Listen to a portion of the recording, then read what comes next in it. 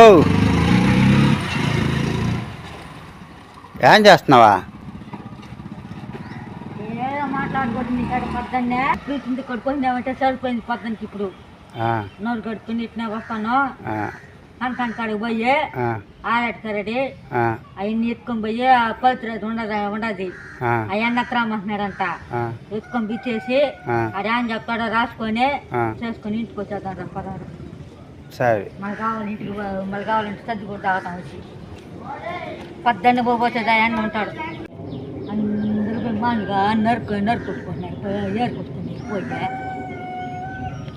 ఏం మనలా ఇవాళ పూకులో మాను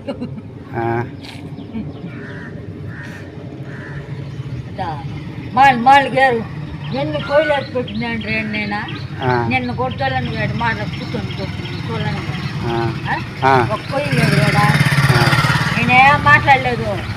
కొంచెం కూడా రాని అనకుండా ఇప్పుడు ఏమని చెప్పను సందాలకుండా వచ్చినాడంటే ఏం మాట్లాడకూడదు అటనే గుమ్మ ఉంటాను.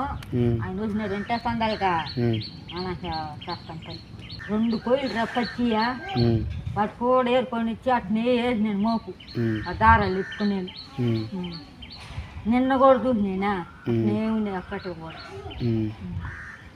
పక్కన చూస్తే ఎవరు ఎత్తుకెళ్ళినారా ఎవరు అని చెప్పేదే దానికి చెప్తాండే రాని నీ కూతురు మొగుడు అని చెప్పేది నేను.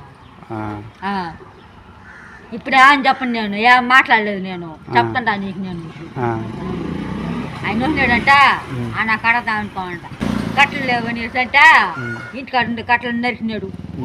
ఈ కట్టలు ఎవరు ఎత్తుకుని పోయినారు చూడలేదా నువ్వు? చూడలేదురా ఆడు వచ్చినాడంటే నీ నీ కూతురు మొగుడా అప్పుడు చెప్తాను. ఇప్పుడు ఏమని చెప్పినాను చెప్తాను నీ ఎరువులో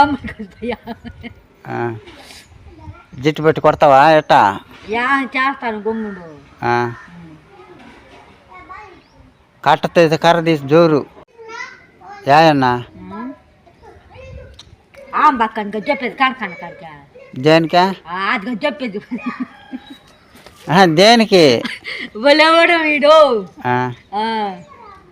నీ ఇంటి పేరు చెప్పమంటే చెప్తున్నావా ఎదవా నాక అసలు ఆయన కొని ఉంటే ఇప్పుడు నిన్న సరైన పని చేద్దు తప్పులేనా బాగా అడిగేది నిన్ను. సరే నువ్వు బడికి పోయినావా చిన్నప్పుడా? బడికి బడికి పోలేదా? బరిగుడి మేపుకుంటున్నామయ్యా బరిగుడి మేపుకుంటున్నాం. బడికి బాగుంటా బరిగుడ్లు మేపుతున్నావా చిన్నప్పుడు?